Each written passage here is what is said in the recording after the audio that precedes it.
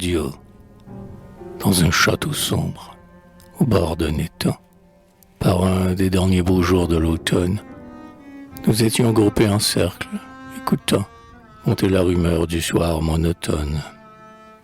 Sur l'étang moiré plein de nénuphars, un jet d'eau vidait l'écrin de ses perles. Le soleil glissait ses rayons blafards, dans les rameaux noirs où sifflaient les merles. C'était l'heure exquise où l'on veut aimer. Le brouillard flottait comme une batiste. Les étoiles d'or allaient s'allumer dans le vaste ciel couleur d'améthyste.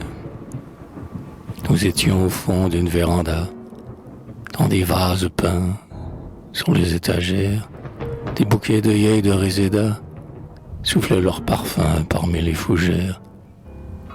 Les dames venaient près de nous s'asseoir, frissonnant un peu sous leur léger châle, et nous regardions l'automne et le soir s'unir tristement dans les lointains pâles.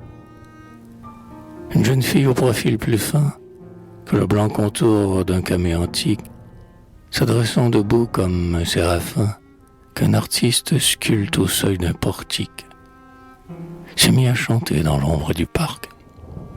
Sa voix tour à tour était grave et tendre, comme un bon archer fait avec son arc, qu'il doit tour à tour bander ou détendre. Elle murmura dans l'air palpitant les tendres couplets de la sérénade, Querera à Gounod, comme on les entend au pied des balcons, la nuit, à Grenade.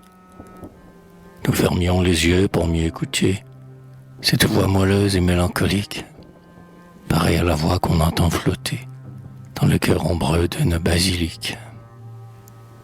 Quand soudain le chant d'un oiseau s'unit au vague refrain de la jeune femme, on eût dit vraiment qu'il pleurait son nid, et que sous son aile, il avait une arme. Il était caché dans les arbres verts, et pour endormir son amant ailé, il improvisait peut-être des vers qu'il lui modulait de sa voix perlée.